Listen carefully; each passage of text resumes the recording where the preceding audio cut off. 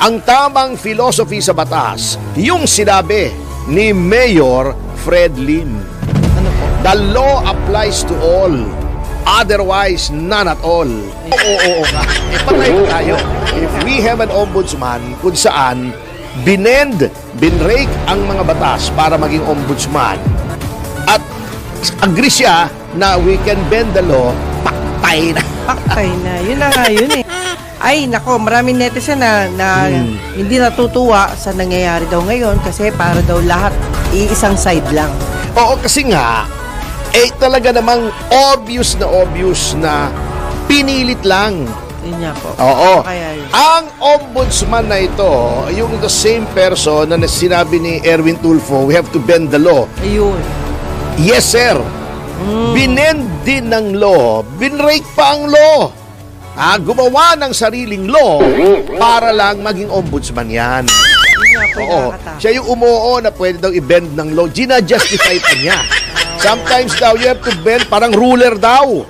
O ibabaliin mo, hindi mo naman sisirain. Hindi po ganun ang batas. Kaya nga may kasabihan ang sa Roman law, dura lex sed lex.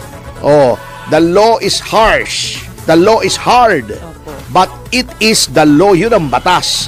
Ang tamang philosophy sa batas, yung sinabi ni Mayor Fred Lim. Ano po? The law applies to all, otherwise none at all. Ayun. O dapat ang batas ay ipatupad sa lahat, otherwise kamote na, wala na, none at all. Diba? Yun ang tamang attitude. Pangit ang hindi mangyari yung sa atin. bend the law. Di ba? Magiging lawless country. Walang kwenta yung batas. Di ba sabi ni Erwin Tulfo? Mas mataas ang mamamayan sa batas. Vox populi, vox dei. Hindi po ganon. Ang gustong mangyari ni Erwin Tulfo ay lynch mob. Dapat may due process. Batas po yung due process. Bakit batas yan? Nasa konstitusyon yan. Constitution is the highest law. Due process. Pero gusto mo mabilis. Nakakita ka ng kriminal. Hinabol mo. Binugbog mo, binitay mo, kumuha ka ng lubid, binitay mo, naghalap ka ng poste ng Meralco. Iyon. Patay na. Sinabi mo, hindi. Iyon ang sigaw ng mamamayan Hindi po ganun. Oo ka. Patay na tayo. If we have an ombudsman kung saan binrake ang mga batas para maging ombudsman at agree siya na we can bend the law, paktay na. Paktay na. Yun na nga yun Alam nyo, hindi, ako po, walang epekto sa akin yan. Kasi nga sabi, katulad ng sinasabi ko, yung mga bashers ko, relax lang kayo. Baliwala po sa akin kung sinong ombudsman. Ang concern ko lang, kaya tinututulan namin, ay ang bayan. Hindi po magiging maganda para sa bayan kung si Boying Remulla ang ombudsman. I said it before, I will say it again. Sa akin po, walang epekto. May mga kliyente pa naman ako, hindi po naman mawawala ang aking mga kliyente dahil si Boying Remulla ang ombudsman. O magiging, nag-umpisa ako ng law practice ko, year 2000. Sino bang hindi, kasi ako, ganito, history ko, 92 to 98, ako'y nasa City Hall ng Maynila. Abogado na ako noon. Empleyado ako ng gobyerno. Before that, empleyado rin ako ng gobyerno kay Doy Laurel, Office of the Vice President. Hindi pa ako abogado noon. Okay.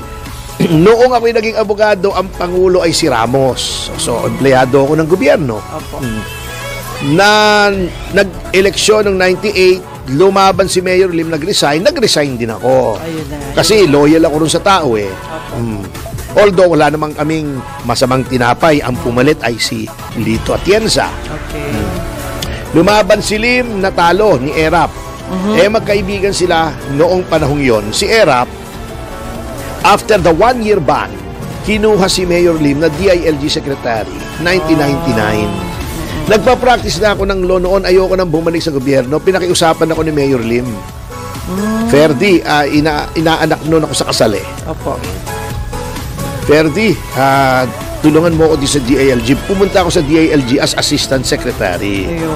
So, 2001 yata, kung hindi ako nagkakamali, nag-EDSA 2, di ba? Natanggal si Erap, naluklok si Pangulong GMA. Nag-resign ako sa DILG kasi wala na rin si Mayor Lim. Opo. Nag-practice na ako. Ayun na yun. Nag-build up na ako ng practice ko. Kalaban namin yung presidente at that time. Kasi era pa ko eh. Para sa akin, unconstitutional yung pag-assume ng power ni Mrs. Aquino, and I said so. At hindi nag-iba yung aking view. Kanya lang, noong 2004, natapos na yung term ni Erap, nag-eleksyon, nanalo siya, so okay na. So, legitimated na siya. Okay. Nagpa-practice ako noon. Paunti-unti naman, kahit papano, umuunlad po naman ang buhay ko.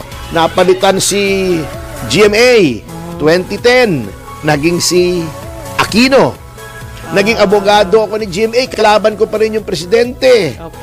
Okay naman, umunlad naman ang buhay ko. 2016, tapos na yung term ni Aquino, naging si Duterte. Okay pa rin naman.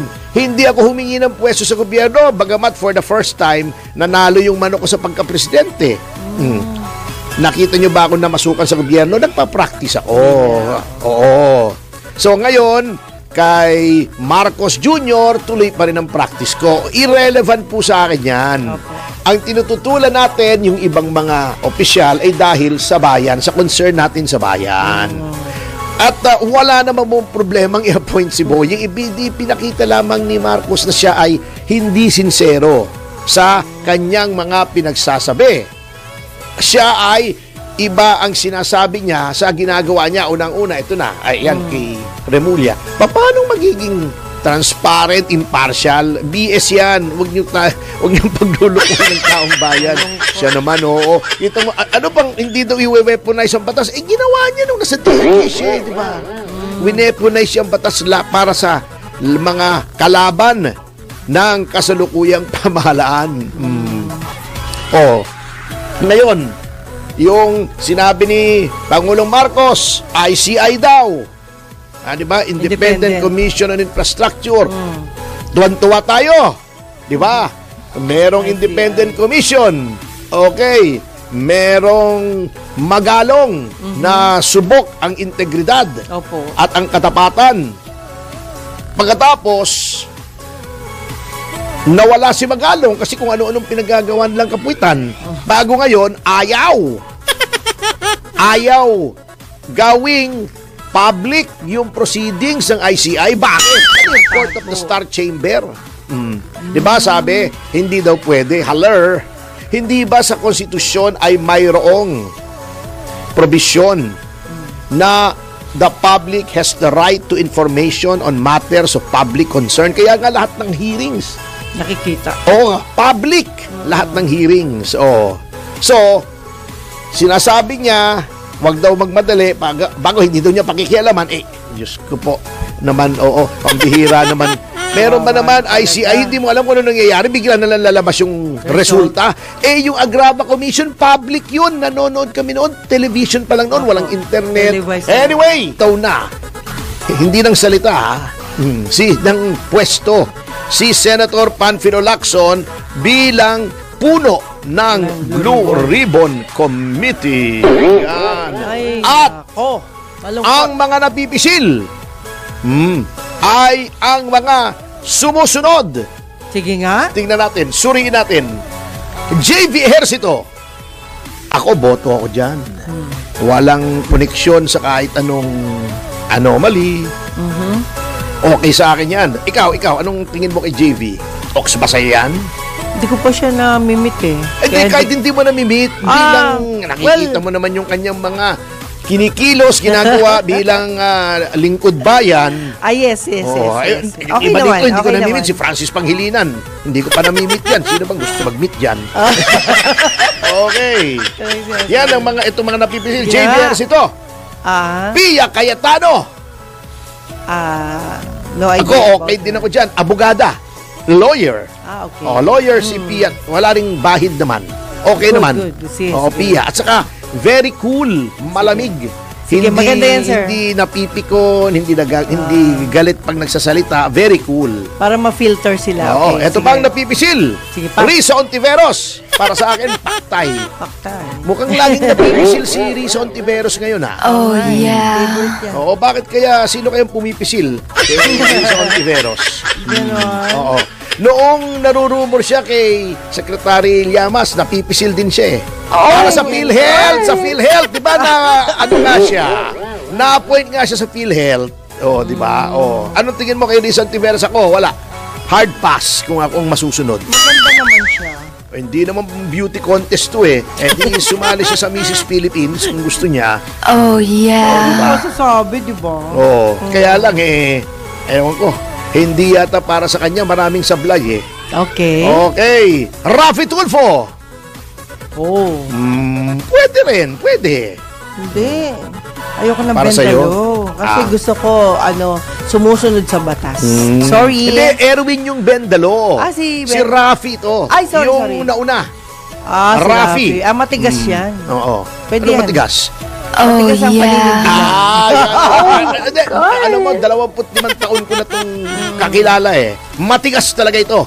Pero iwanan na natin yan. Baka kung ano pang masabi ko sa matigas na yan. Mabigat ang laban. Okay. At pwede daw ay si Kiko. Panghilinan, paktay na tayo. Abogado nga yan, pero medyo ayoko na magsalita. Baka sabihin nang lalait tayo, ano? Ha? Pero ang magre-recommenda daw, mabigat daw na konsiderasyon kung sinong re-recommenda ni Lacson. Bakit ganun?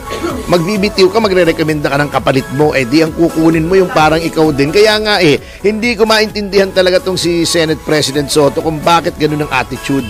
Ayun ba, is that, bibitaw ka, but is that position yours para ipasa mo? Minamana ba yun? Ano ba yung bequest sa Last Testament? Kaya di ko rin maintindihan di ba? Kung ako para walang gulo, walang duda, ako lang naman to, it's just me.